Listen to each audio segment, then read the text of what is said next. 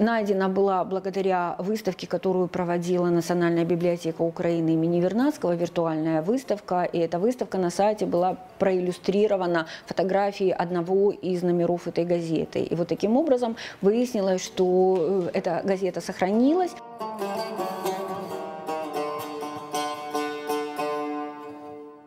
Даже применительно к названию у исследователей встречались различные мнения. Кто-то считал, что не «Аксес», а «Аксёс», то есть не «Голос правды», а «Слово правды». Кто-то вообще писал в своих работах об этой газете как «Халк Сиси», то есть «Голос народа», да, и датировал ее вообще 1917 годом.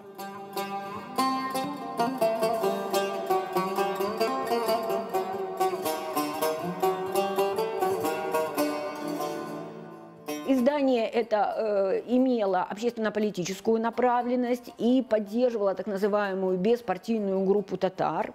На выборах эта группа шла по своим спискам. Интересы этой беспартийной группы пришли в противоречие с интересами Мусисполкома, Крымско-татарского национального правительства.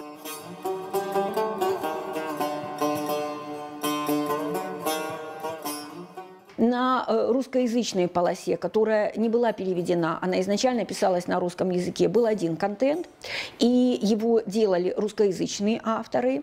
А на крымско-татарской полосе был другой контент, и его делали крымско-татароязычные авторы, которые приехали в Крым, скорее всего, большей частью из Добруджи. По крайней мере, мы знаем, что эту полосу делали известный крымско-татарский поэт Мемет Ниязий и Мемет Нури, еще один известный публицист.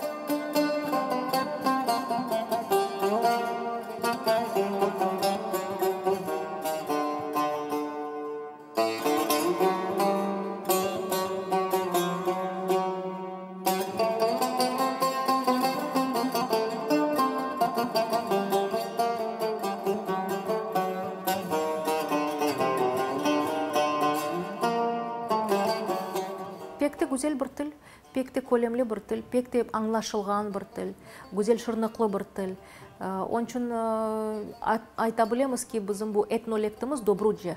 Etnolektimіз de bu gazetanın içinde tarihi olarak kaldı. Büyük böyle massalarga yayınlanған makaleler de var onun içinde. Çünkü basit halk içinde bazı meraklı makaleler de var. Mesela evlenu hakkında, koylarımız hakkında, müftilerimiz hakkında, mollalarımız hakkında gazeta tamamen uzun devrini sanki bir kuzgude aks ettirgeni gibi bir gazeta. Onun tapılğanı pek büyük bir şans bizim için, pek büyük bir baxt. Çünkü bu gazetanın olğanını bileydik 3. ve 4.